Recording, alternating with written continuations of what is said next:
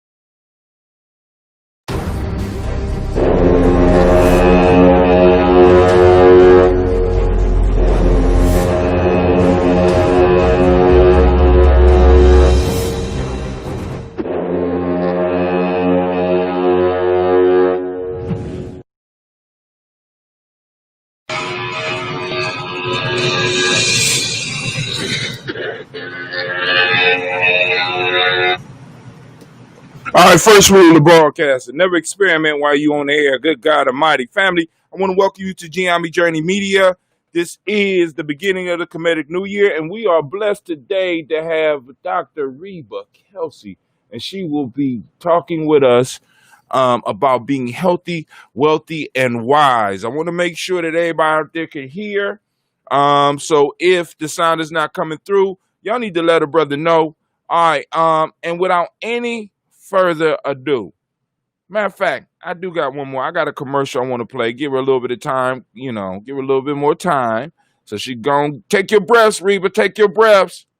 Let's do this real quick. We're gonna do this commercial. Wow, let's get it.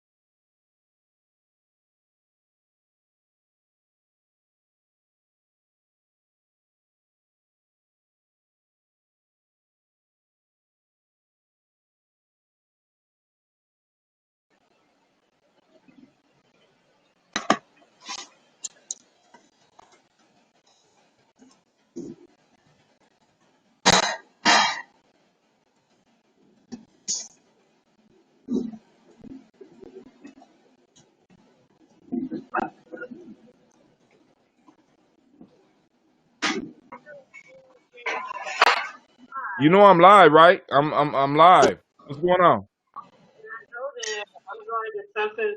I'm not getting to the website. I see you on Facebook. That's Well, what go I to got on. Facebook. Go to Facebook then. I Yeah, mean, I'm gonna do that. But anybody else, when they go to they GNJmedia.live, should they're see it. going. I don't know. I don't know what's going on. You know I'm on air right now. Yeah, I'm Mama Lona. I'm on air right now. got it. Gone. All right. Oh man, I didn't even turn off my mic. Lord have mercy. Can you hear me, Reba? I can hear you. Oh my God. So could everybody else. Oh Lord, I'm so embarrassed. That's all right.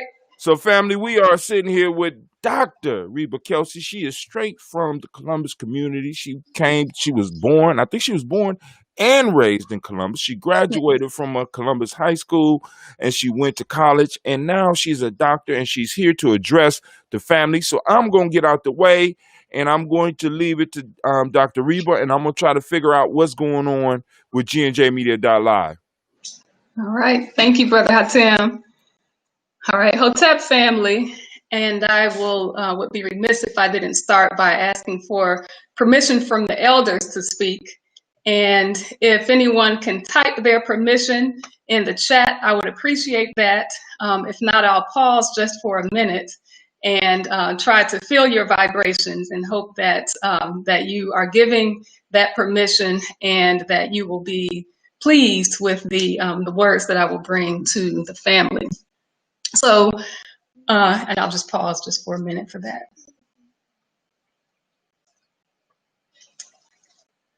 All right. So now I would like to thank the Tawi Family Village for inviting me to spend this time with you. To my parents, Mariba and Nyame Kelsey, thank you for your continuous guidance and example. Thank you for helping me to know who I am from the earliest messages that you gave, including that I am a great African, that I am a genius, that the Creator is in me, and that our community needs scientists, which is what set me on my life's path. So I also want to thank the elders of Tawi, of the Tawi village.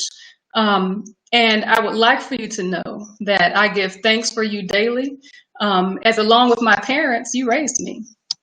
When I left Columbus 31 years ago, I carried with me a solid African foundation that each of you played a role in establishing. So please know that although I have carried you with it, although I've been away from Columbus, that I have carried you with me through the years and in my work. And when I remind my students and my residents who I teach that the truth is always enough and that demonstration of good character is as important, if not more than important, than the medical care we provide, those are lessons that you taught me and that you demonstrated for me. So your work extends far beyond what you may know. Now, I don't think that I knew when I left Columbus that I wouldn't return there to live. So I'm also grateful to you, Brother Hatem, who came to Columbus around the time that I was leaving, I think. And so I thank you for your continued work in Columbus and for continuing to build there. So it's really indeed an honor. And I'm humbled by the opportunity to share a few thoughts with all of you. Our topic for this afternoon is being healthy, wealthy, and wise. And as I understand it, the topic was generated with my father's book, Being Healthy and Wealthy, a process for African people's transition for growth and development in mind. So I will draw a few principles from his book as I walk us through a discussion of health in our community. And then I will also give a few ideas on maintaining health and wellness and some considerations for individual and community approaches to our wellness. So what is the current state of our health, of the health in our community? Well, the good news is that over the past 17 years or so, the death rate among Africans in America has decreased by about 25%, and the life expectancy has increased slightly. However, there is some concerning news. And that is that our people in their 20s, 30s, and 40s are now living with and dying from diseases that are typically found, had typically been found in persons who are much older. And certainly there are diseases that that whites in America have are diagnosed with and die of at older ages. So this is true for chronic diseases such as hypertension, diabetes, chronic kidney disease, and several types of cancer. First-time strokes are occurring at about 2 times the rate as they're occurring among whites, and the death rate for stroke is also higher. For cancer diagnosis rates and death rates are higher for prostate as well as for cervical cancer. And although the diagnosis rates for breast cancer are slightly higher among white women compared to Black women, the breast cancer related deaths are 40% higher among African American women. Rates of new diagnoses and deaths for lung cancer are about the same in both whites and Blacks. However, the death rates, the diagnoses are about the same, but the death rates are certainly higher. So we also, many of us are aware and probably have seen in the news and in the media the concern around maternal mortality rates, which are significantly higher among African women in America as compared to white women. And we know, for example, that even among college-educated Black women, in the past they thought that this had something to do with educational level or perhaps economics or something of that nature. But we're finding that even among college-educated Black women, that we are 5.2 times more likely to experience maternal mortality than whites who are college-educated. So these are all significant concerns for us. As we, kind of go down the list, we think about mental health, where although the diagnosis rates of mental illness are higher among whites, that among African Americans, we find that diagnosis, particularly for depression and anxiety, once diagnosed, they persist longer, and that the rates of disability related to mental illness or mental health disorders is greater among us. So we have a lot of work to do, a lot of issues around our health. Again, just kind of in summary, we know that diabetes, heart disease, cancer, maternal and child health is an issue. We know death rates are a concern.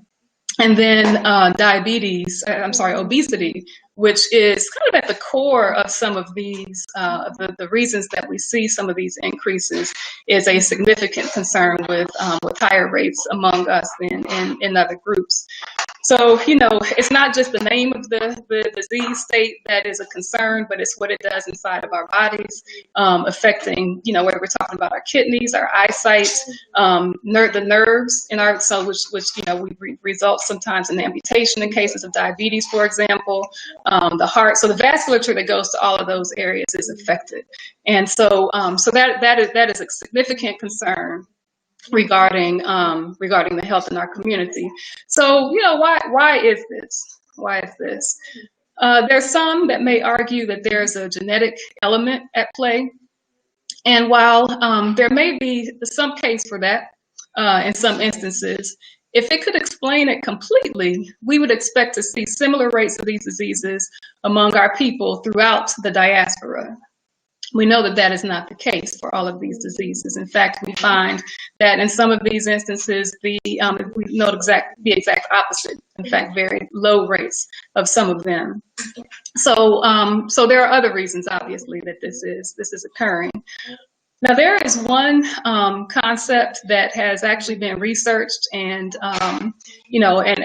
published that may explain this difference. It's called weathering, and it was studied primarily related to and looking at maternal mortality, but we're seeing that it likely is related to some of these other chronic diseases. And what weathering is the idea that through the racism, systemic racism, oppression, the stress related to all of that it increases at baseline the stress burden that increases some of the stress hormones in the body that then negatively impacts health.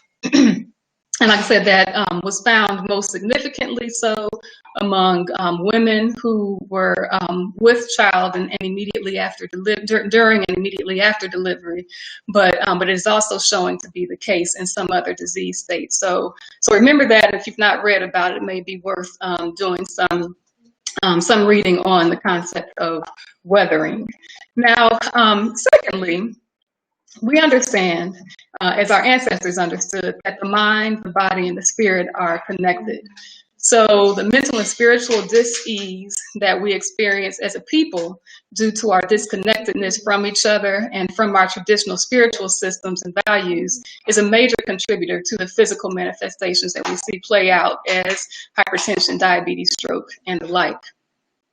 With that said, it is not surprising that we are also seeing diseases occurring at younger ages as our young people become further and further removed from our way, whether it be through the media or other influences that would have them to believe that assimilation into American culture is the path to success, or is the path to acceptance, or is the path to a better life in this country. We know that we become sicker and sicker. So this ties directly into some of the instructions that are provided in Being Healthy and Wealthy, which discusses the importance of the infant understanding his or her connectedness to the family and to the extended family, the young child understanding that this connectedness extends to all African people, the Creator, and to nature, and older children and adults understanding their connectedness with the same and to the ancestors and to the yet unborn. So with increasing responsibility to that connection at each stage of life, we understand also that we all play a responsibility in helping each other at each of those stages of life to better understand what that connection means and to better understand and fulfill those responsibilities at each of those stages. So this is a natural progression for us, which when it's out of sync, creates disturbances of all sorts. And so that's where we then see diseases occur at greater rates. So that disconnectedness or that disturbance or that being out of sync with our natural way can occur either on a conscious level or on a subconscious level. And when it's happening on a subconscious level, or when it's happening even on a conscious level and we're not doing anything to address it, that's where the greatest degree of morbidity, which is sickness, and mortality, which is death, is likely to occur. Now, I guess another great African thinker discussed this idea related to the African self-consciousness, and Dr. Kobe Kamban talked about that in the importance of the young child understanding who he or she is as an African and looking at the world through that lens. And when you are able to approach the world from that standpoint, then that brings about that health, wealth, and wisdom. So these are some of the things that we'll discuss in greater detail tomorrow. But I mention it here really because we cannot escape addressing this in any honest discussion that we undertake related to our health. So I'll move on a bit and we'll come back to that. So we talked about, what are some of the things that we can do to address this? So when we think about prevention, I want to just kind of lay out first what the levels of prevention are. So there's primary, secondary, and tertiary prevention. So primary, of course, deals with preventing the occurrence of disease. So those things that we do just to prevent them from occurring at all. Secondary prevention has more to do with screening. So early detection of a disease, knowing early that it exists so that you can begin to treat it. And then tertiary prevention deals with monitoring disease, the complications, and preventing progression. And so I'll talk a little bit about each of those, mostly primary and secondary prevention though. And I'm going to start with secondary prevention because primary prevention then will take me somewhat into the next area of our discussion.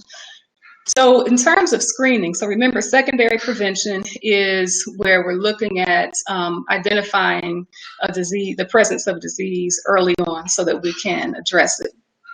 So those are going to be things like for men, addressing blood pressure, checking blood pressure to look for evidence of elevated blood pressure, checking blood glucose to screen for diabetes, particularly in those who are between the ages of 40 and 75, who also are obese.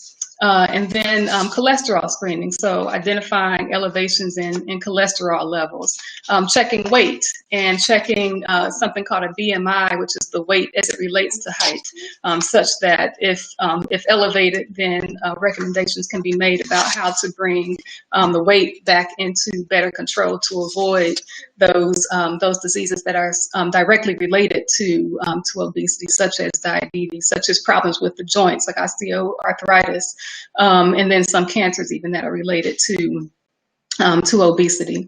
Waist circumference, so measuring the size of the waist, which for a man, a waist circumference over 40 is considered to be at increased risk for cardiovascular disease, and for a woman, one above 35 is considered to increase one's risk for cardiovascular disease. Colon cancer screening. So we know about that there are a number of different ways to screen for colon cancer, but because we know that it is one of the cancers that we die of at higher rates, it's important to be screened either through colonoscopies or some of the other methods that are used for screening for colon cancer. That's usually recommended between the age of 50 and 74, particularly for those. I mean, it's particularly for those who are at average, low to average risk for colon cancer, and then for those who are at increased risk, then that screening should occur earlier.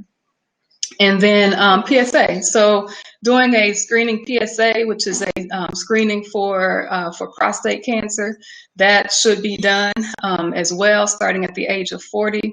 If you look at the national recommendations, they actually recommend against doing prostate cancer screening, and that is largely because of the fact that many of the studies that were done on colon cancer were actually done on Caucasian men, among whom the prostate cancer rates are lower.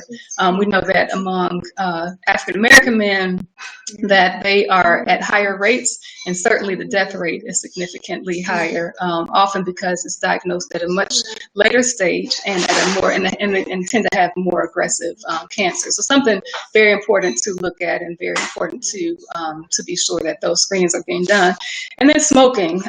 So for obviously smoking, and that'll be into our next section where we're talking about primary prevention, but certainly stop not smoking is advised. But for those who either presently smoke or have a history of smoking and have a history of smoking a certain amount and haven't and have smoked within the last 15 years, there's screening that should be done for lung cancer with something called a low dose CT. It's a certain type of a CT scan that screens for cervical cancer. For lung cancers. So these are all screenings. Again, they do not go into primary prevention. We're going to talk about primary prevention shortly, but they are important to do because for each of these, if identified early and addressed early, it can decrease the risk of significant complications related to having these diagnoses. So I'm going to go on and talk a bit about some of the screenings for women. Some of them are the same. So when we talk about blood pressure, screening for diabetes, checking cholesterol, the waist circumference, those are all going to be the same. But the ones that are different are going to be the mammograms, which are recommended for breast cancer screening. You remember I mentioned that for breast cancer, the rate of breast cancer is very slightly higher for white women than for Black women, but the death rate for Black women is considerably higher, about 40% higher. So that's something that is important to be screened for. Pap smears as a screening for cervical cancer, and then colon cancer screening, as I mentioned, for men. Now, for both, it's recommended that HIV and hepatitis C be screened for on a regular basis for HIV, actually starting at the age of 15, and for hepatitis C starting at the age of 18. So these are all things that should be done just kind of as part of your regular visits with your physician, and can be a way, again, of identifying issues that need to be addressed early. I didn't mention, although I should, the importance of dental care. So seeing a dentist every 6 months is important, because we do know that that issues with oral health are directly related to cardiovascular health, particularly issues around gingivitis and periodontal disease, because of the kind of inflammatory response that occurs related to that. So very important also to have those things done. Now, as we move on into talking about primary prevention, this again much reaches back to some of the same suggestions and recommendations that were raised in Being Healthy and Wealthy. And I'll spend a moment talking about them. So nutrition is one of the first ones. And if you've read the text, then you know that at each of the stages, nutrition was addressed as being an important approach to maintaining health. And I'll back up a bit from this, is remember that we're talking about health as it relates to mind, body, and spirit. So we often think about each of these practices that I'm going to talk about as being more ones that deal with physical health. But when we recognize that that we're one with the Creator, and understand that from a spiritual level, then we have no other option really than to optimize our practices as it relates to each of these things that I'm talking about. So remember that this is all connected. None of it is at all disconnected. So as we think about nutrition, then we're talking about fresh fruits and vegetables. If you think about your plate, if you kind of think about the plate as a circle, then at least half of your plate should be filled with fruits and vegetables of various colors. Should be a very colorful plate. And the reason for that is that that the nutrients that are in the fruits and vegetables create different colors in them. And so if you're eating a variety of colors of vegetables, then you know that you also are getting a variety of nutrients. So that's very important. And then about a quarter of the plate, some form of protein. So whether that's protein that comes from a non-starchy vegetable, or whether that's protein for those who eat meat from a lean meat with fish or lean chicken or poultry, excuse me, then that would be for those who do eat meat. And then the other quarter is some kind of a whole grain. Now there also is the need then for some source of calcium, and some of the recommendations around nutrition that you may see, it'll say dairy.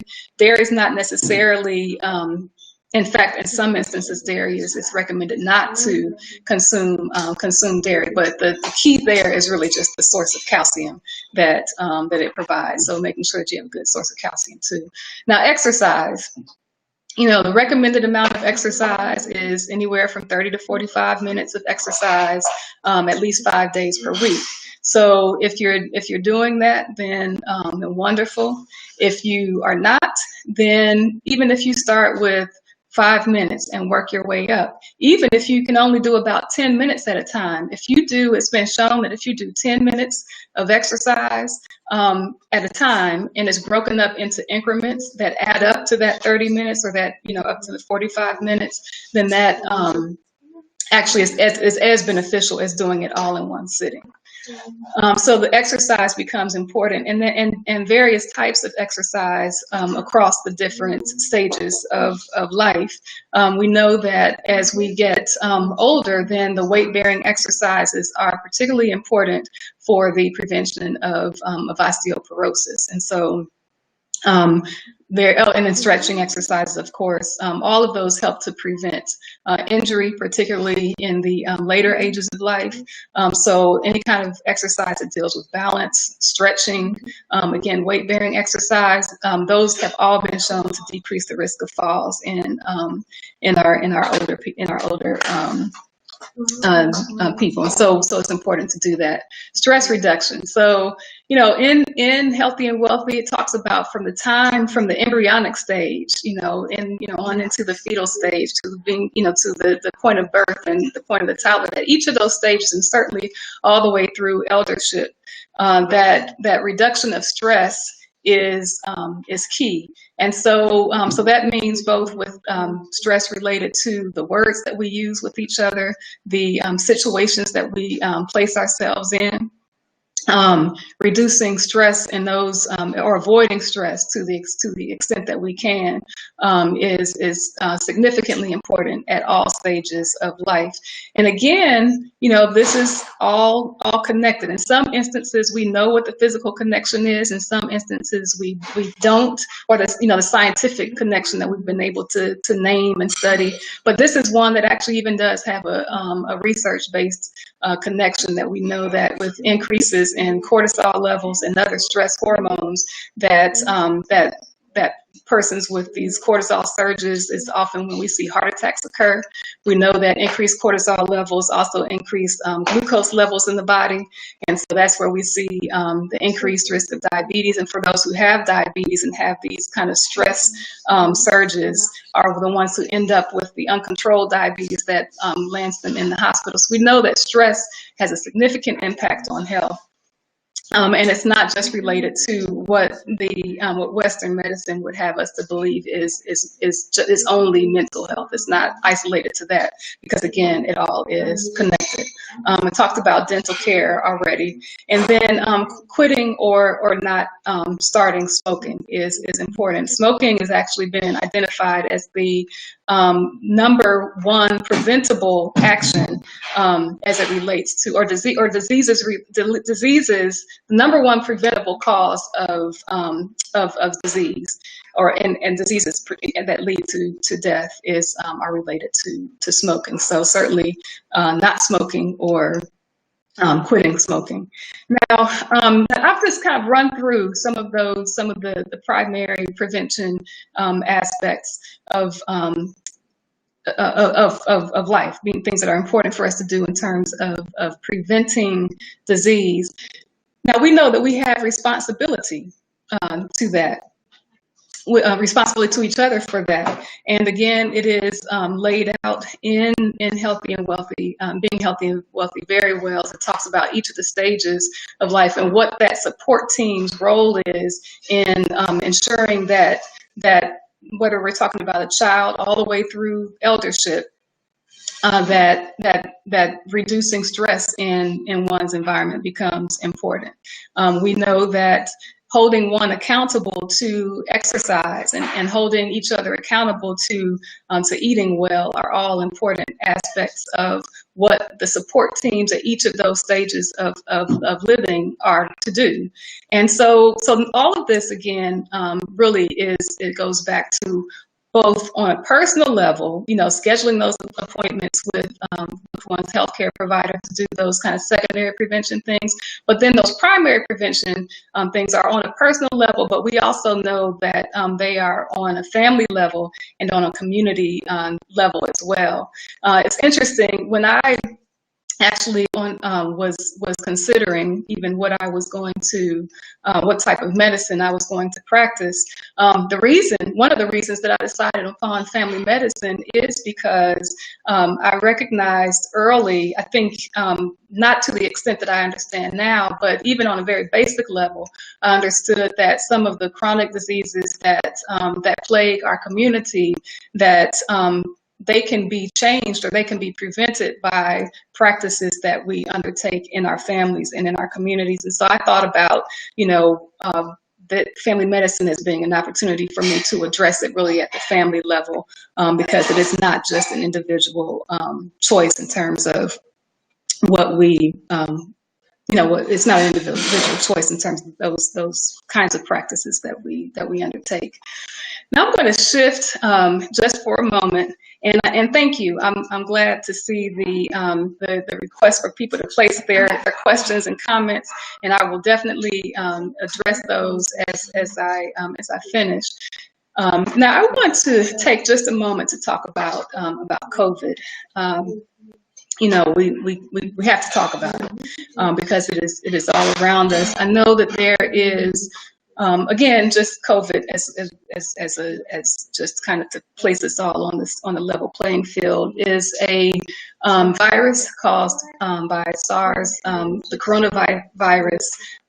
That is a novel coronavirus, novel because it's different from a form that we've seen in the past, that we see that causes increased respiratory infections and respiratory failure. We see that it has a negative impact on the kidneys, has some impact on the ear, nose, and throat system and the nervous system. But the complications that we see and some on the dermatologic, especially in children, we're seeing some issues around skin manifestations in children. But we know that the biggest concerns, the ones that have led to death in most cases, have been related to respiratory or lung failure, or infection and kidney failure. So I know that there's been a lot of discussion in our community about, is this real? Was this a man-made disease? Perhaps we don't know that for sure. But I would offer to say that if we think about anything else that has affected us in the way that COVID has, if I just give an analogy and think about whether we're talking about the British, the French, the Spanish, those from Belgium, regardless of which ones we're talking about, they all have their knees on our necks, and the issue that we have to address is that knee on the neck. And so I raise that as a analogy to say that in this case, until we have a sense of where this came from for sure, the biggest issue is that we address this knee on our neck, or in this case on our health, which is COVID.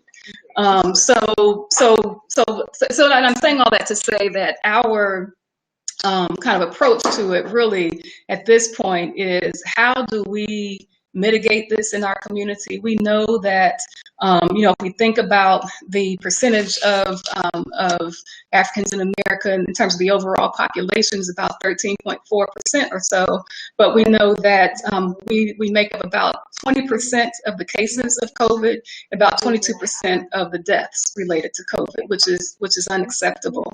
And we know that in some areas that those numbers are even higher. Whites, on the other hand, about 60% of the population, and about 38% of the percentage. So they're about, as it relates to their proportionality in the overall population, they're at about half. We're, in terms of the cases and deaths, higher than the percentage or proportion that we are in the population. So that's a problem. And that's the problem that we really have to address. And so that is in some cases related to, or in some way, in terms of how to protect ourselves from that, is going to be some of those primary practices that I talked about in terms of exercise, getting sunlight. Didn't talk about that before, but getting adequate sunlight, eating well, making sure that we're doing things to boost our immune systems, like taking vitamin C and zinc, and again, making sure that we're getting good sunlight and vitamin D and things of that nature. Exercising, de-stressing, or limiting the amount of stress that we expose ourselves to. So all of those things are helpful. And then when we think about from a community level, and this is really where we get to on those. I talked about kind of the individual and the personal, individual and family level, and somewhat on the community level as I was talking about the support teams related to doing those primary prevention practices. But even on a very tangible community level, thinking about things like how we can be sustainable. So are we working together with establishing community gardens such that we can trust the food that we're growing and eating food that we can trust? You know, are we collectively gathering to connect spiritually and to bolster our spiritual health? So those are the kinds of things that we really have to think about as being part of the solution, and not even on an esoteric or level, but I mean on a very tangible level, that those are specific things that we should be doing both to address some of these chronic diseases that we talked about, but then also this one that is addressed that we're facing right now related to COVID. So I'm going to move forward and just to kind of as I prepare to close, just mention a few other concepts related to some approaches that we can take to addressing the health in our community from an African perspective. So one of them is to think about those lessons that we learned from our families. You know, we don't need a research study. We don't need a physician to tell us some of those things that we have seen our family, those lessons that we've learned in our family, whether we're talking about from our parents, our grandparents, other just practices that we've seen that have been sustaining. So whether that's growing and eating our own food, waking up early in the morning, getting adequate sunlight, telling the truth, treating each other the way that that we know that we should be treated. I mean, the way that we want to be treated, and that each of us should be treated. Honoring the God inside of all of us. So those are things that I know we have seen played out in our families, and we've seen examples of them in our families. Those are all parts of the ingredients to health that we should embrace and recognize actually as being part of the way to address health. Again, remembering that there is oneness of mind, body, and spirit, and embracing that oneness and recognizing that at any level, and I almost don't even have to like to talk about it as levels, because they all are one. But if any component of that is out of sync with the other, then that is where we find again these kind of things that have names to them, like hypertension and diabetes, but really are just the physical manifestations of there being some level of being out of sync in these areas. Remembering the importance of the congruence between our thoughts, our words, and our deeds, and what that means in terms of our spiritual health.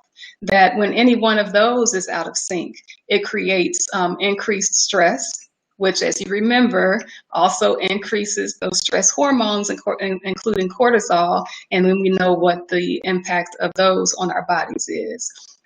And then finally, we know what our ancient ancestors taught, our ancient Kemetic ancestors taught about the importance of good speech. So about Medu-Nefer, and that, you know, somewhat is tied in with that congruence of our thoughts, our words, and our deeds, and remembering that our aim, our goal, every day that we live should be to reach divine speech or Medu-Nefer. And so with that, I want to close, just so that we can spend some time responding to any questions that anyone may have, and then just remembering that these are just a few of the keys to reaching health, wealth, to being healthy, wealthy, and wise. And it's only through doing that we truly can build for eternity. So with that, I'll say Hotep, and I will listen out, or I'll read for your questions. Uh-oh. Let's see what's happening here. All right.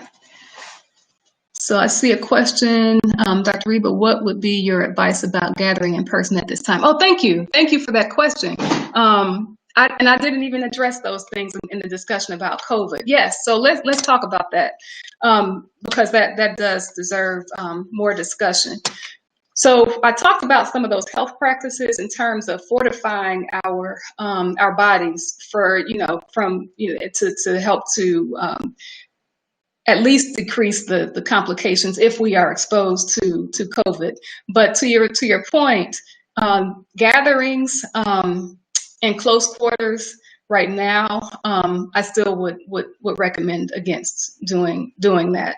What we're finding is that the practices that are most consistent with preventing transmission are maintaining some distance, and the distance that's been that we hear about is at least 6 feet. And the idea around that is really that because the virus is carried in respiratory droplets, that typically a sneeze, a cough, even with somebody talking loudly and may kind of emit some respiratory droplets while they're talking. Usually that will travel not more than about 6 feet. And so that's the reason, behind the 6 feet that we talk about.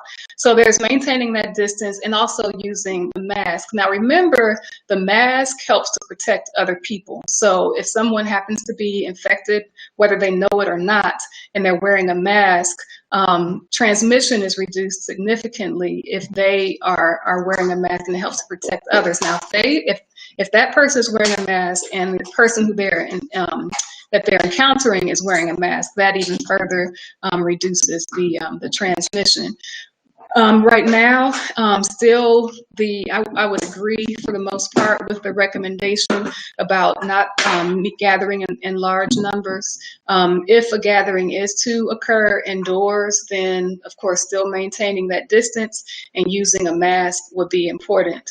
Now outside is probably a safer way to gather in groups, but still it's important to maintain that distance. And it's unfortunate because the way that we interact as Africans is we're very social. We hug, we receive each other's energy, often through being close to each other. And so we have to think about how do we continue to stimulate and promote that, even when it may not necessarily be safe for us to be in close quarters together. So that's right. I do for sure. And what's that? That's still pretty doggone far for droplets to fly. That's true, but it does happen. So that's what. I do agree with that particular recommendation. Obviously, washing hands frequently is important as well. Since we do know that there is some transmission from, since it can live for short periods of time on surfaces, that touching a surface and then touching one's face, because it can be transmitted through the mucous membranes, both in the eyes, the mouth, and the nose. They want to try to avoid it that way as well. And so we said how important is wearing eye protection along with the mask. So that does offer some increased protection because again, the eyes are one of the areas where mucous membranes present, particularly in the inside of the eyelid. And so it is recommended to have either a mask or just some glasses, something that can help to prevent exposure in that way from respiratory droplets. And I see there's a question that's there now. Hatem, I don't know if you can help me. I can see only the chats that are up right now, but there's not a stream of chats over on of questions in the chat over on the side. If anybody else, I don't know if I've missed any, and I want to make sure. No, you didn't. Okay. Greg Dylan Arnold said, "Thank you." Were there any other questions out there? I could go on and start asking some questions. Mm-hmm. So you telling me my glasses are finally coming in handy for something other than just you getting on my nerves and being on my nose? Right. They're coming in somewhat handy for that. So yeah, glasses, goggles. Like I said, the face shields obviously offer a good deal of protection, but even glasses do help some. And again, if everybody is wearing a mask, then, if somebody happens to be infected and, again, knowing it or not knowing it, I'm sorry, whether they know it or not, then that confers some protection to other people around you. So that is helpful. Okay. Now I have a question for you. You said the oneness of the. So how what are some things that you recommend for people to take care of themselves emotionally during this time? Because we're social creatures. So I mean, it's like we had to cancel. Like, for example, we're doing this interview over the internet rather than live because as people, it's kind of healthy for us to gather. So what things can you suggest that we do to kind of deal with some of this downtime? Because there's a lot of downtime for some of us. Yeah, it is a lot of downtime, and connecting on this format, obviously is one way, but it's not the same. It's like you said, it's not the same as connecting in person. So some of the things may be if walking outside in either or meeting outside in a park where you can still be somewhat distanced, but you can still kind of feel each other's energy. Also, I think Tawi still does this, but I know years ago with the African Center, there would be times when we would do rituals where we were doing the same thing all at the same time and connecting our spiritual energies that way. So those would be that would be one of the things on kind of a spiritual level, where even if we're not together physically, that can be a way that we are connecting still. It's I don't know that I have the best answer for that because I've not completely figured it out myself. But just things like checking in on people, just calling each other more frequently, checking in on each other. It's not to say that connecting via Zoom or other formats like this. At least we're allowed to talk, but they're not the same. They're not the same. Even in teaching, I don't feel like I'm connecting as well with my residents when we do our didactics on this format, and you feel the difference. And so there's no way really around this. And so then we really in this instance, I think it comes back down to tapping further into the ways that we are connected spiritually.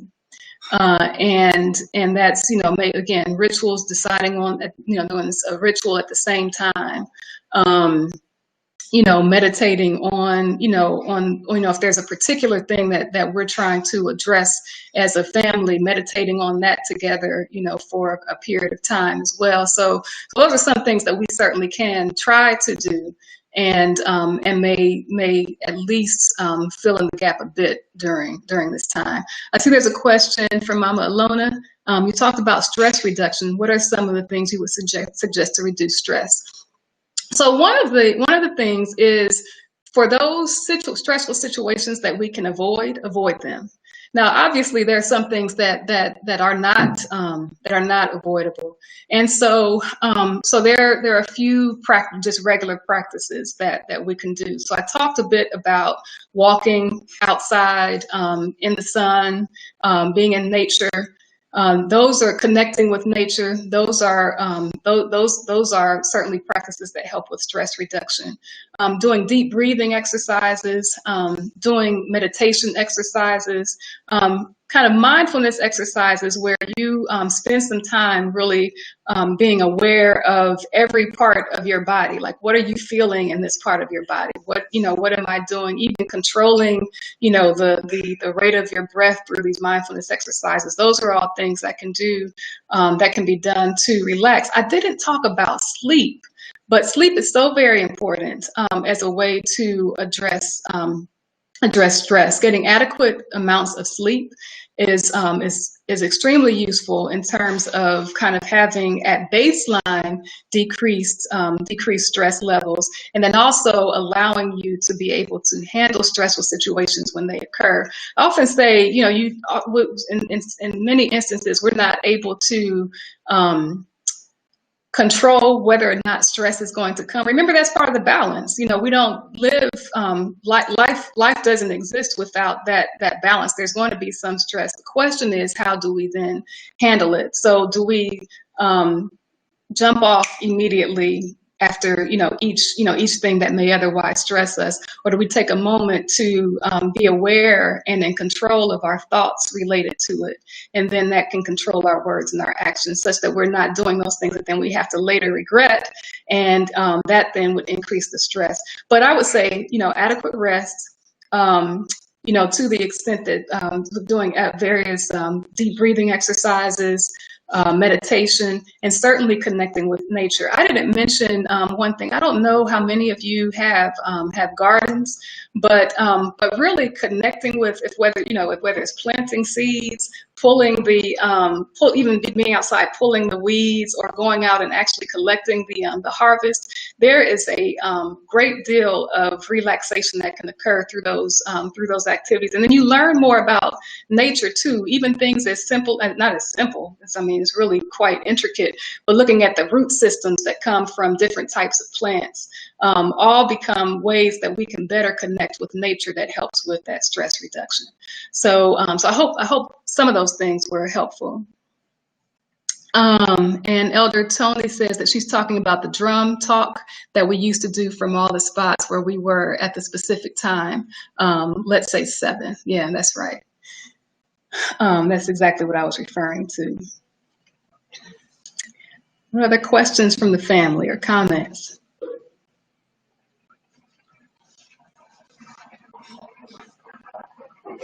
All right, once again, she asking for questions. Any questions? Any other questions out there? Why you got the Dr. House? Right. So, what is your particular practice, sister? Yes, I care for patients in family medicine. Family medicine is the specialty that I practice. And family medicine encompasses the care of babies from the time they're born and through elders to the time that they make transition to the next realm. As part of family medicine, I also take care of pregnant women and deliver their babies. I just stopped a few years ago doing the actual deliveries, but I still take care of the newborns. But all of that falls under the umbrella of family medicine. And then I see your question, Mama Lona. I'll answer that about suggestions for our children. Then I also, in my role at Morehouse School of Medicine, am the Family Medicine Residency Program Director. So the in residency essentially says that for those persons after they graduate from medical school and decide what specialty they're going to practice, then residency is the period of time that they get training within that specialty. So I'm the Residency Program Director and the Assistant Dean of Graduate Medical Education, which means that I have some oversight into the curriculum and the educational elements of all of the residency programs at Morehouse School of Medicine.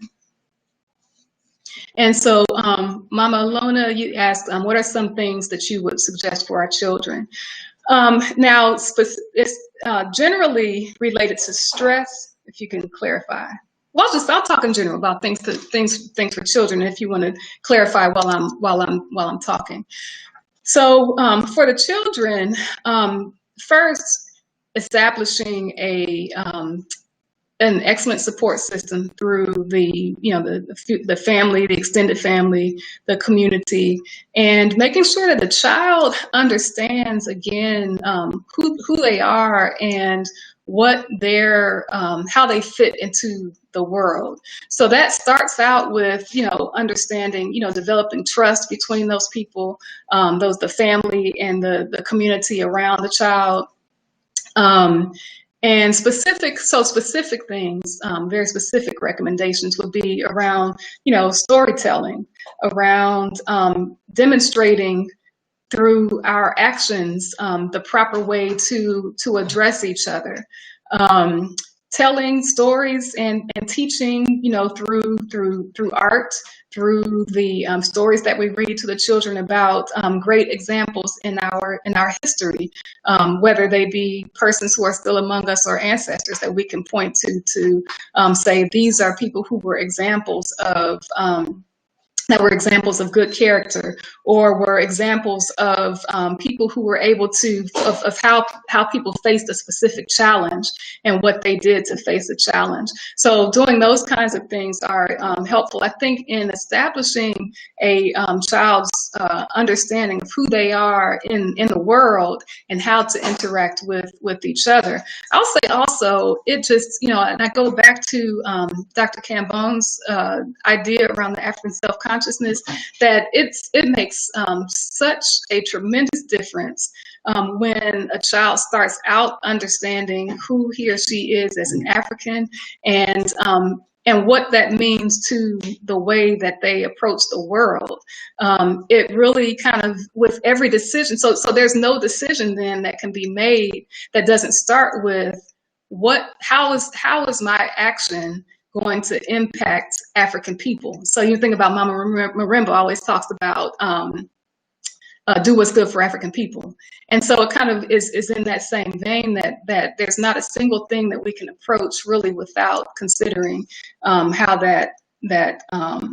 how it's going to affect African people, and therefore how it affects us, because we are all connected. So if we think that we're individuals and can do something, and then we go out and do it, and it negatively impacts the other, other Africans, then that too creates some unsteadiness.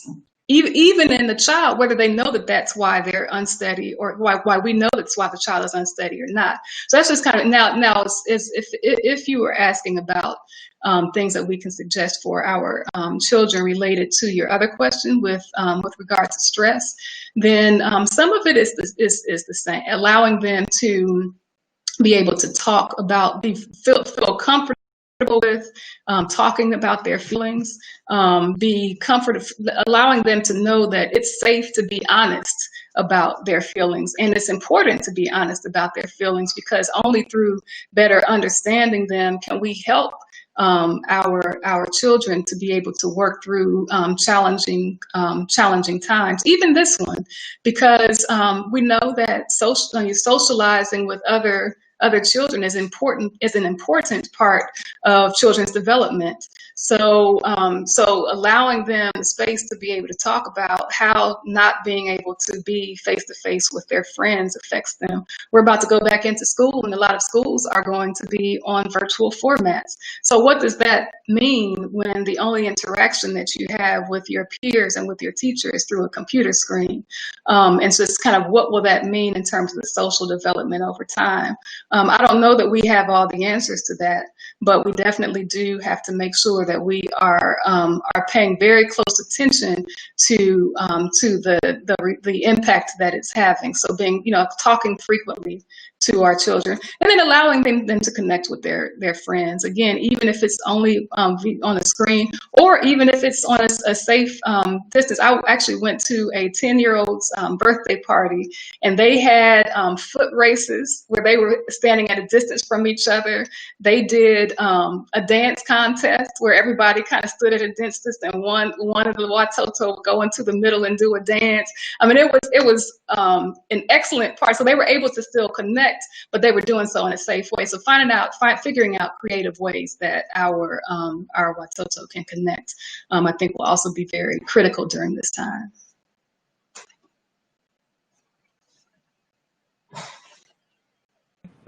I have a couple of questions. Yes. Are you ready?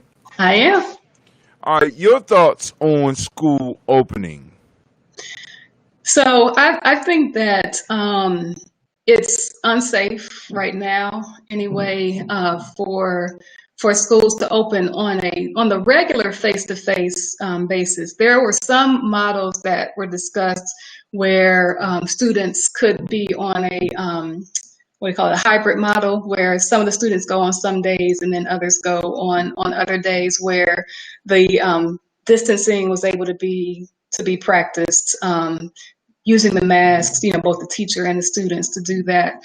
So, I mean, I think if it can be carried out, then it may be okay, because again, the social interaction is important. The challenge is that, especially for young children, keeping the masks on will be difficult. And again, it's just natural for us to touch and to connect. And so the question then just becomes how you're able to manage that for the young child, while trying to balance the need for them to also be able to connect socially with their peers. So the safest thing right now is kind of what some of the school systems have gone to, with at least starting out the school year on a virtual format. And and in our school system, I'll say, for example, the initial plan was to return face-to-face like usual, everybody back in the school.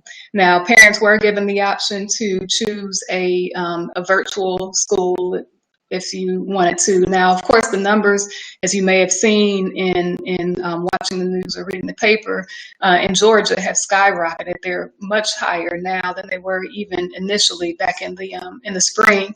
So because of that, then the school systems here have had to take a step back, and now are, to my knowledge, all of the ones in the Atlanta metropolitan area are starting out virtually. And I think that's probably the safest way to do that right now. I do still maintain that caution, in the sense that I do have a concern about what it may mean in terms of the social development of children. And so we have to pay close attention to that. All right, here we go. Another question. So we got a lot. Man, why these white women keep talking? Well, I was going to ask you the same thing, Tim. We was watching the movie. Are you in there? Hey, man, I need some productions out here, man. God. That is very stressful, Tim. Yeah, I'm sorry. All right, family. But hey, we getting in the studio. I mean, because at first we didn't have nothing behind us but a brick wall. Like, it looked like we was in prison. White babies now. But this is the issue. Question. Yes. How? Because we got a lot of people coming online. They studied medicine online. Online scholars. They come online. They do a little bit of research, and they're experts at everything. And they say that this COVID thing is not real. Can you share with the people how COVID is affecting you in your practice, especially being in Atlanta? Because we get word, according, if I'm only watching YouTube, this shit ain't real. The hospitals are empty. What do you say to that? No, it's real. I can tell you that in both of the hospitals where we admit, one that I admit, and the other one that both that our residents go to, Grady Hospital and Atlanta Medical Center South, the ICUs are at capacity with patients who have COVID. So that it is not true, that it's not real. And then those are just the two hospitals where we admit, but in the reports that we're getting from the other hospitals in the Atlanta area, it is the same really across the city, to the point that there are times when, one or more of the hospitals at any given time may have to go on what's called diversion status, which means that they're so full that any ambulances or what have you that are coming have to be diverted to other hospitals just because they don't have the capacity. So it's real. I can tell you that in our practice, we've had patients who've been everywhere from being asymptomatic to patients who've had mild symptoms, may have just had a loss of taste and smell and no symptoms other than that, to some that have had some respiratory symptoms with the fever and everything, to those who've had to be admitted to the hospital and remain there for some time. Now, there are not everybody who is admitted to the hospital succumbs to the disease, but we do know that people are becoming very sick from it. Our people are becoming very sick from it, and it's not something that we can really say does not exist. I see in my practice the great and significant impact that COVID is having. And I see a question about the vaccination. So I have a concern. I mean, there are two parts of the coin. With any new vaccination, I am very cautious about it, especially among our people. I know that there, with the trials that are being done now on the vaccinations, some of them even, or one of them, excuse me, specifically, even that is using the HBCU medical schools as a testing site. And I was a bit concerned when I learned about that, just because of what we understand about trials. Now, at the same time, I know that there have been times when, whether we're talking about a vaccine or we see it more frequently with medications, that during the clinical trials, when we're not part of those trials, then the outcomes end up being generalized to us, when the outcomes that they found in one group of people may not be applicable to us. And so on that level, if we could trust those who are doing the studies, then there would be an argument for that. I have a concern. I'll just say that I do have a concern there, because we don't exactly know. I mean, if we had our scientists who were behind, who are primarily responsible for the studies, and we could trust that, then I would be a little less concerned.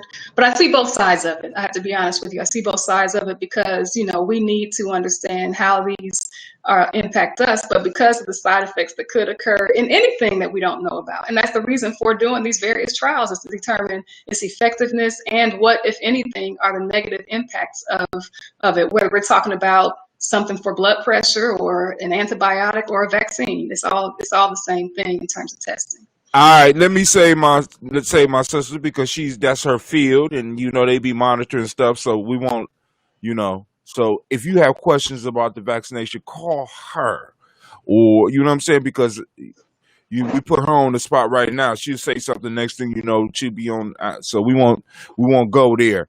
But we got a brother Kwame. How do we get our hands on microscopes and the likes so that we can begin training our own? And speaking of that, how should we start training our own so that we can start bringing it from what you have experienced, so we can start bringing young people up that are interested in stuff like this? You know what I'm saying? So that when they hear something about it, like a COVID-19, they are fascinated by it and they want to study something like that. Mm-hmm. Yeah, no, I mean that's some of the work. So and that's why I said that's the other side of that coin. So there's some of that work that does occur at the HBCU medical schools, where I say specifically like Morehouse School of Medicine, where we have pipeline programs. We're starting all the way down at elementary school, and then at the middle school ages, actually coming on campus and learning some basic principles of research and how to begin even from something that you're curious about to developing a research question, and how do you develop a research study to explore that, and then what do you do then with the outcomes from the study. Those are some of the things that actually can happen in within the walls of the HBCU medical schools and at other medical schools. But I'll say at least the HBCUs, which each were founded for the purpose of addressing the needs of the under-resourced communities, and specifically African American communities. That in those institutions, that were part of their mission is to improve the health in our communities. And with Morehouse School of Medicine, I can say, for example, where our vision is to lead in the creation and in the creation of health equity. And so if then we have young people who have an interest, there are avenues for that exploration. And even before you get to the medical school level, the science departments in the colleges and the undergraduate institutions do it. I had one of my early exposures on a college campus between my junior and senior year in high school, when I came and did a research program at Morehouse. And so those exposures do exist. And so when we have, and that's what I was getting at in terms of our scientists, where, like we have my sister at Dr. Green at Morehouse School of Medicine, who some of you may have read about, who has done some tremendous work in the area of cancer, and identifying some has made some leeway there, and is really just trying to find additional funding for how to, move to the next level in some of the findings that she's made in cancer treatment through her research. So, so we do have the infrastructure there. We have we have models of where it has worked, and so, so I just say that kind of to the previous question about treading lightly, but in terms of the exposure for our young people, those exposures do exist. Let's see how. All right. Because what I got posted now is related to the question that you just answered. How do we find stuff like that? And we're gonna stay in touch.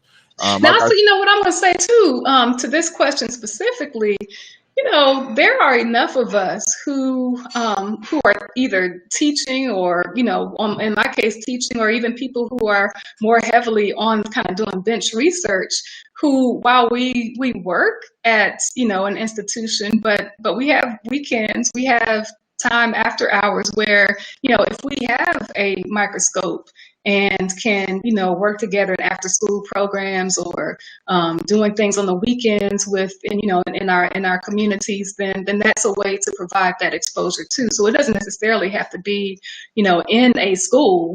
It can be that we decide that this is something that we want to expose our young people to, especially those who are African minded and will use what they learn for the purpose of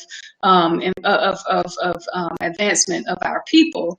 Then I mean, there's space for that. We just have to build it.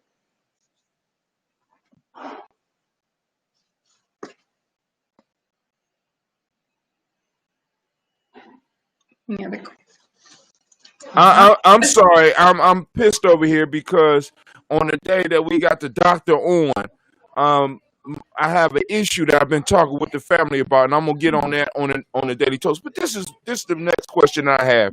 Mm-hmm. What's next? I mean, because dealing with the families and stuff, I know it's kind of hard, but I know you are abreast in many ways and probably looking at stuff.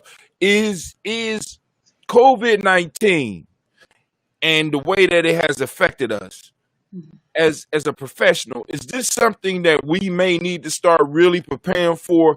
And is this the new normal? Yeah, it's hard to say, really.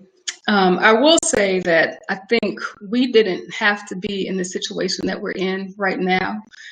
We do see the example from other countries where they did do, at least for some period of time, more. They had more. They closed everything down.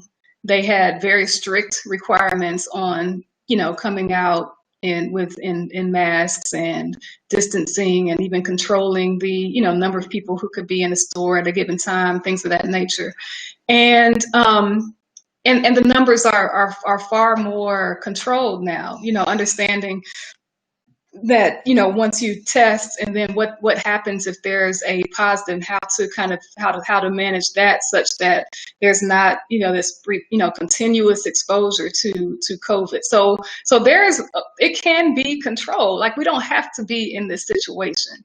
So the question then just becomes if that will happen. So to answer it, so the answer to your question is, unfortunately, it could be, at least until there is, we identify a better way to treat it, until if there is a safe vaccine. And I know there are, different schools of thought as far as vaccines are concerned, but if there is a safe vaccine, I mean, we do know that in other situations that there have been vaccines that have essentially eliminated, I mean, smallpox we don't see in the population because of that, because of what was, the ward immunity that was conferred because of the smallpox vaccine, for example. So, I mean, there is a space for that potentially down the line. So, I mean, it doesn't have to be, but I mean, because in America, there is such lack of discipline, and there's this sense that I should be able to do everything or anything whenever I want to do it, and I don't want to be confined to any kind of restrictions. That's why we are where we are. Folks wanted to go to beaches, folks wanted to go to the club, folks wanted to go to the bar as soon as it opened, folks wanted to be inside a restaurant and wear a mask or not wear a mask. So there are things that we can do to control this, and we have to decide that it's important enough to do that. All right, so I'm out of questions, but Brother Kwame got one up. Was Dr. Green the one told she needed to monetize her treatment in order to get more backing for it? Yeah. Okay. Mm-hmm. And then he got something up. I'm put it up right now. Revisiting Dr. Riba's primary, secondary, and tertiary actions. That's the Black Yoda. And then we got Mama Margarita. She asks, what COVID-19 data do we have from Cuba? I don't know if you got information on that. Yeah, I don't know exactly. I know that they did identify some ways. I don't know the exact numbers, in other words, but I know that they did identify some effective treatment, and I believe they even did. Trying to remember what country now. I should know that, but I know that they actually were helpful in at least one other country, at least one other, in terms of doing that. Now, of course, we know the relationship between the U.S. and Cuba, so unfortunately, I don't know that we will see on a large scale a benefit from that unless we push for that more. But my understanding is that the Cubans actually have done some work that has been positive in regard to addressing COVID-19. Would you say to impress our people, the importance of making our health a priority? What would I say to impress the importance? I think if the numbers at the beginning don't tell enough of the story, if what we see day to day, even from, even when we look at our interactions, even when you look at the images that and the ways that we're portraying ourselves in the media, even when we understand, when I talked about mental health and the fact that with mental health diseases that they persist longer with us, even when we look at the suicide rates that are increasing among us, and understand that all of that comes from a place of general unhealth on the mental, physical, and spiritual level. We just have to pay attention to that and know that it is extremely important that we pay attention to our health. And then just on a very practical level, that to know that those things that we need to do in this battle that we're in for our humanity, and in the work that we need to do in building African institutions for eternity. We can't do that if we're unwell. So we have to protect our health at all costs, because that's our responsibility. That's our responsibility to ourselves and to our community, to our ancestors, and to those who are yet born. So it's only through protecting our health that we're able to do what we were sent on this earth to do. And so I would say that really as just the importance of us paying attention to our health. And let's see, we do remember we were told that the herd concept would balance out. Yeah. I put that one up because that's Elder Tony, and I wanted to know what did you think about the whole herd discussion that was struck up at the early part of the COVID piece? Well, so the issue with that is that we actually don't know enough right now about COVID and what it means when a person has had COVID as it relates to future immunity. We've seen some instances when people have tested positive, tested negative, and then sometime later even outside of, we know that it can, that the testing can remain positive for about 21 days, even after the infection has cleared. It's just that we can still find its presence in small numbers in the testing. So even outside of that 21-day period, where you would have expected a person to have otherwise cleared it, that then you have sometime later that same person who had tested positive thought it was cleared and then is testing positive again. So the idea around herd immunity that could be inferred or conferred, based on somebody having had the disease and then having immunity related to that, we don't know that actually is something that truly will be protective, because we're, and again, we still don't know enough. So when people are testing positive again, is this now a new strain? We certainly do know with these increased numbers that we're seeing now that that COVID is acting a little bit differently. We know that it's still that classic presentation that we saw early on among the elders, but we have younger people who are showing up in emergency rooms and cardiac arrest, and we find that they're COVID positive. So what is that?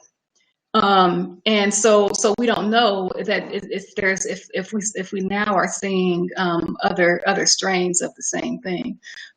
So at this point, I don't think that the idea of herd immunity based on persons who've had COVID who now have antibodies against it, I'm not convinced that that's something that really will be protective for us. So we really don't have enough experience. Basically, we don't have enough experience with this virus right now to determine whether somebody will be actually immune to it. That's right.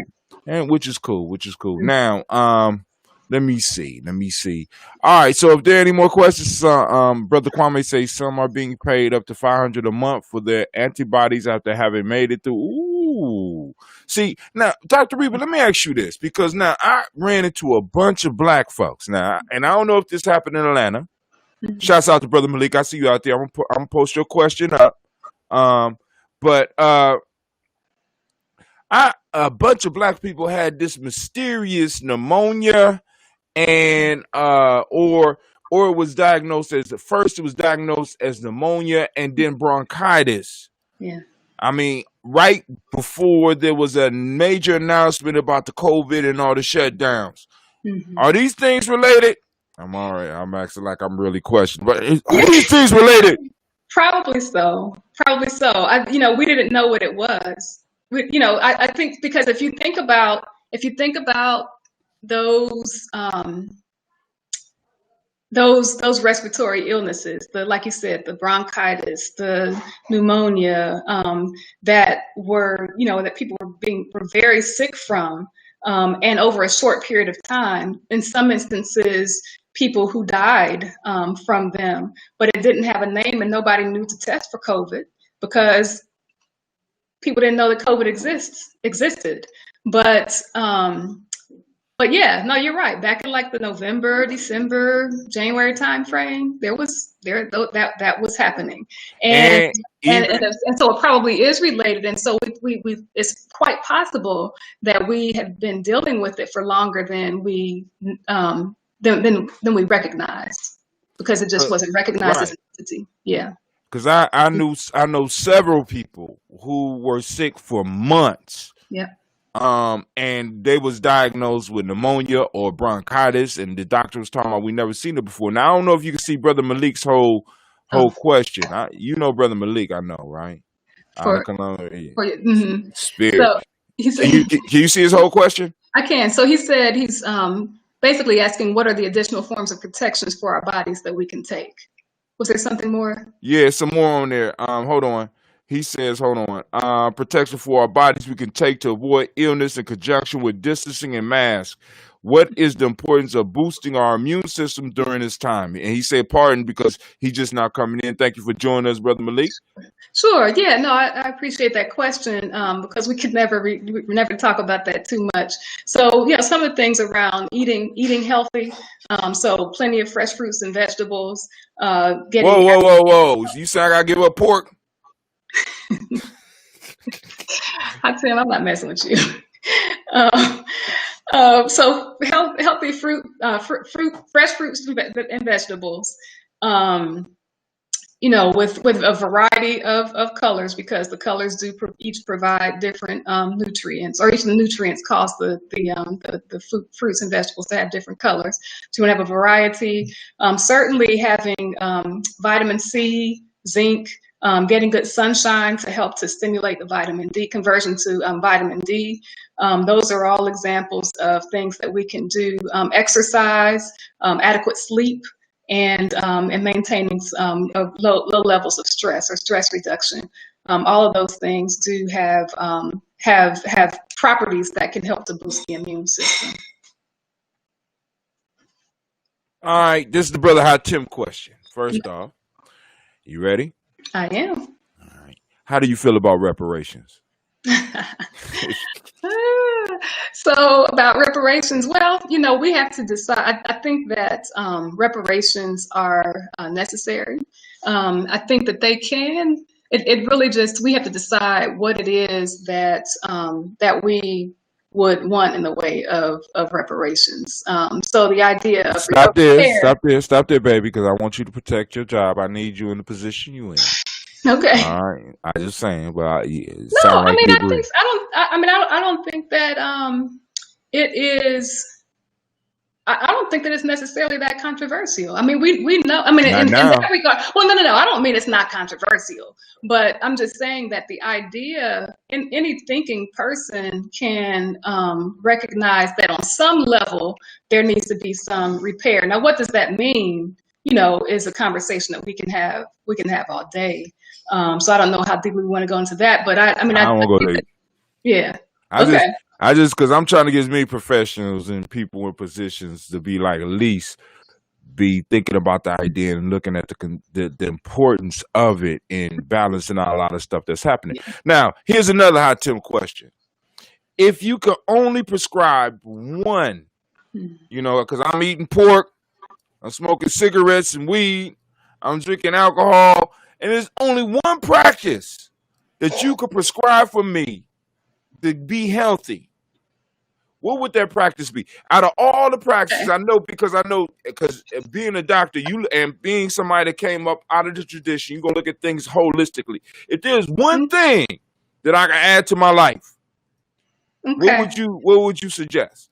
So I'm going to tell you the answer that came immediately to mind, and then I'll give you the one answer that you probably are looking for, a one answer. So the one thing that I would say is to respect the creator inside of you, and then treat the creator as the creator should be treated. That is not fair.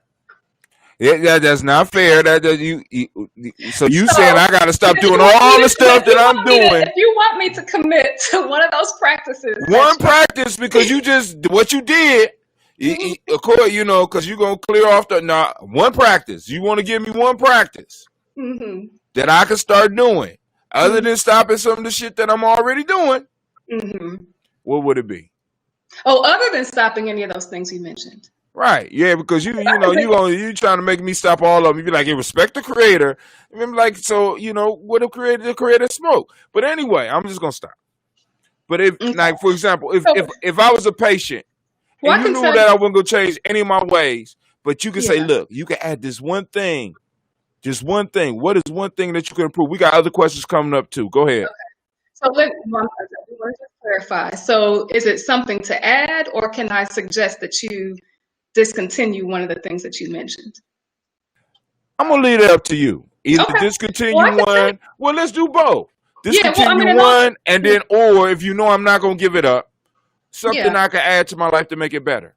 Well, no, in all seriousness, I can tell you that of the things that you mentioned, the one that has the greatest evidence in terms of being a kind of a preventable, something that can be used, if stopped, can help to prevent some of the, the diseases and things that we see, it would be smeoking. I mean, we know that there's a connection between, no, seriously. I mean, we know there's a connection between smoking and vascular disease. So that means our heart health, that means the circulation in your legs. That means the circulation in other body parts. That means cancer. We know that there are several cancers that are connected with smoking. So, I mean, if we wanted to point to one thing, that's probably the one that has the most evidence in terms of the most scientific evidence. But Dr. Riba. Yes, sir. I could point to the fact that everybody that smoked and had those problems also ate chicken. So how do we know? I'll just mess with you. I mean, I can break down the science if you want me to. Ooh. See, I mean, But hold on. No, I'm not used to that. Listen, that's dope. That's dope. Listen, but now, if I could add one practice, somebody out here, cool, boom. What would a practice that I could add to my life? Yeah. If I'm not giving up none of those things that would be able to improve my life. I would say exercise, specifically exercise that you're doing outside in the sun. Because, we know that exercise has a positive impact on the way that your body uses insulin. It's good for cardiac health. It's good for emotional health. So, when we exercise, it reduces a chemical called endorphins in the body that improves mood and helps to minimize stress, the sense of stress or the impact of stress. So I would say exercise, and like I said, particularly exercise that's done outside where you're getting sun exposure to.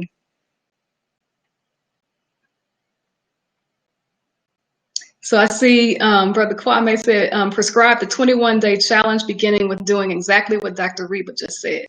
Now, because what we got a Nguzo Saba 21-day challenge where individuals can, because they say it's take 21 days to build a habit, but scientifically that hasn't been proven in 21 days. But the concept of doing something on a regular basis until you make it a habit is still good. So we got what we call the 21-day challenge. And what Brother Kwame is talking about is possibly, adding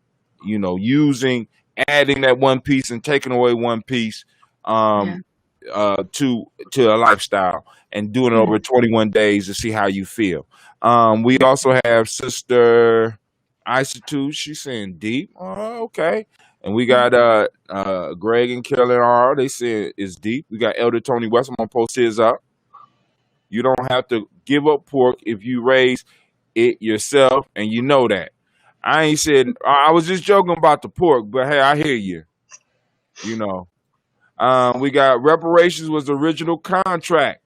That's Elder Tony West talking about the original contract. I got you on that one. Let's see. We got Elder Margaret. Who decided to give the name Corona to this epidemic, and what is the meaning scientifically? Yeah, sure. Yeah, actually, it's just based on something very basic, and that's the way that the appearance of the virus. So if you've seen pictures of the virus that has the core with those proteins, those ribosomes that are sticking kind of out of it. Then those not the ribosomes, but the proteins that are sticking out of it, like little the prongs on a crown, then those that's where they got the name corona from. It's just from the appearance of the virus itself if you look at it under the microscope. Any other questions? Because Brother Hatim is out of questions. Now, next time I want you to come back on the show, but we're gonna get you a better camera, baby, because or we're gonna use your phone camera. We gotta hook Dr. Riba up, family. You know what I'm saying? But hey, it is good to see you because like you said, and this is what's crazy. You said it's been how many years since you left Columbus? It's been 31 years, and I didn't think about, it was really only when I sat down and thought about 1989 was when I left to go to college. That was 31 years ago. So I haven't seen you in 31 years. It's been, I guess when I would come for breaks. Right. But outside of that, it's been that long. Mm-hmm. Family, listen, and now, so this is the power of family, right? You know what I'm saying? Because like I said, I called I called and spoke with her today, and it's like she wasn't gone. You understand what I'm saying? It's like that's the power of developing that tribe. So even when we in times like this, we know that we got family we can call on. So I am going to once again get back in contact with you because like I said, maybe you might be able to develop a 21-day challenge for the family out there that they could do to get their health together. You know what I'm saying? So, and also, are there any other questions? We're going to give y'all a couple of seconds. And while y'all thinking about it, I'm going to play a commercial real quick. Sister Riba, we'll be right back. This is one of your Pop's books, so let me go and promote it. Good.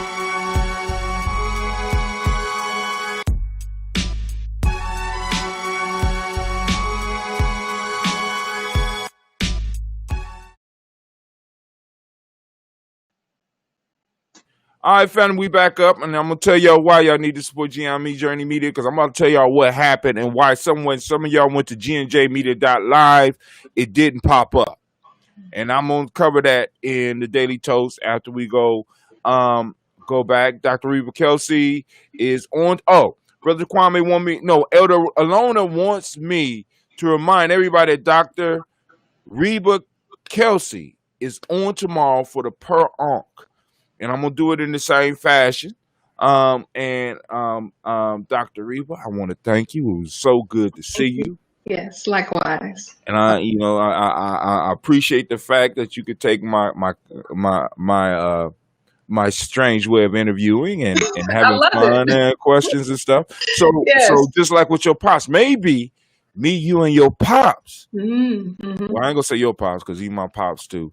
But maybe me, you, and pops could get on and do a show together. That would be interesting. Wonderful. Yes. But I do know you work long hours because you are a doctor, and we in a pandemic. So you need to let me know when you're able to do that. But also, I want to talk to you about the 21-day challenge. So I'm gonna give you a call, and then also, so now and questions going once.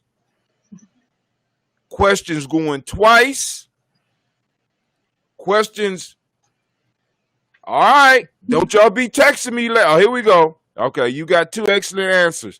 Okay. All right. Hey, so Dr. Riba, I want to thank you, and I will see you tomorrow. Yes. Family, we're going to tune out, and I'm going to come back on, and we're going to do the Daily Toast. But I'm going to need a little while because I got to handle some business first. But we're going to do a Daily Toast. It's a little bit later today because we did Elder Tony this morning. If you didn't see him, go back and watch. Then we had this excellent presentation by Dr. Riba C. Kelsey. What does the C stand for? Colette. Okay. So Dr. Riba Colette Kelsey, right? That's right. And she's stationed down in Atlanta. And what's the name of the school that you at? Morehouse School of Medicine. She's at the Morehouse School of Medicine. And I see, because now, one of the things I would love to do an interview about. What's that? Because there was a method that had to happen in your house in order for you and your sister. Do your brother have a PhD, a doctorate too? No. Okay. But there was a method that was used in your house to produce two doctors, because you got a doctor mother a doctor father, Mhm. and you a medical doctor, and your sister's a medical doctor. So there had to be something going on, some type of system going on that I think other people would be really interested in. Yeah. I'll be glad to talk about that. It's one of those things where when you're growing up, you don't recognize exactly what's happening, but in retrospect, I can point to some very specific things. Are you telling me that you was tricked into becoming a doctor? No, I wasn't. But I'm gonna tell you, when I in my opening remarks, when I said that from a very early age, I had an understanding that our community needed scientists, and it wasn't even specific to doctors, but our community needed scientists. And because I had that understanding about, again, going back to the connectedness with the community, and that I exist because we are. And so, like, my purpose has to be to serve our people. And so if our community needs scientists, then I really had almost a natural affinity to science. Like, I loved it. I love science. I love math. I mean, I could sit and just like play in the science and math and be perfectly content and read. I mean, between science, math, and reading books, that was my thing. And so that was something that was really nurtured in the house. So it was, and my father says that he spoke that even when in the womb. So it was something that when I was in the womb, and so I can't say that I really felt or had the affinity necessarily to do anything other than something that was in that. And then over time, there developed that interest in healing and, being a physician. But it wasn't something we were made to do. It was just something that I had an understanding that it was what we needed. And so I'm here to fulfill that purpose. So now, so what you're saying is that by your father and your mother helping you identify who you were in your community and identifying the needs in the community, you was automatically attracted to the thing that we needed. Yep. Oh, that's absolutely dope. right. That's dope. Yeah. Yeah. We could write an ebook on that. You want to go and do this, and you might be able to retire early.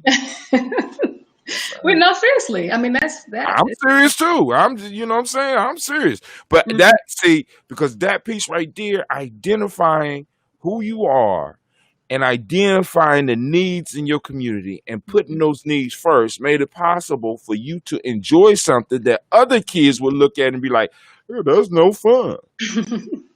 Yeah. And you said you said that was fun to you. You know what I'm saying? So so you got any closing remarks before we get off? And because I want you to get ready tomorrow, I want you to get rested. I want you to get a better camera. What type of phone you got? What can we do about that? What type of phone you got? A Samsung. Which one? Ooh. I don't know. What is this? Let me see. Ask your baby. Ask your baby. The baby know. It's a Galaxy S10. Oh. All right. Hey, baby, listen. I need your mom to get on this link tomorrow on that phone. What's up, baby? How you doing? Hi. I want help your mom get on this link tomorrow so that she can present on this show because the camera the camera on the computer is not as good. It's Okay. not is not as good. The camera. You know I love you. What happened to YBA? I know, right? The camera, because the camera on the computer is good, it's okay, but the camera on your phone is crispy, Okay. right? I'm just saying. I want people to see the beauty of your intellect as well as the beauty of the physicality. All right. Okay. All right. So family, we gonna if you don't have any closing words. Just thank you. Really, thank you for having me. It's always good to be with family. And so I just happy to be here. So thank you. Thank you. So we up and we out. And family, I will see you in a couple of minutes. Well, let's say about an hour. We're gonna do our toast. We're gonna do our toast and we're gonna have a little talk because family, we got to have some real talk. Because I want to thank all those that are supporting out there. But family, there was a specific reason. And I am so pissed right now that we could not air this the way that it should have been. But I want to thank all of you that came out and supported and posted up the questions. And also now y'all know y'all got a new link in Atlanta of a scientist, of a doctor that you could possibly send some of your questions to, especially when you see stuff on the internet that just ain't right, because we got a lot of weekend experts that come out and it's spouting shit that is not healthy for our community. Excuse me, baby. I know, I know she heard me cuss, but all right. All right. But all right. But we up. So with that, I say peace. All right. I'll see you tomorrow.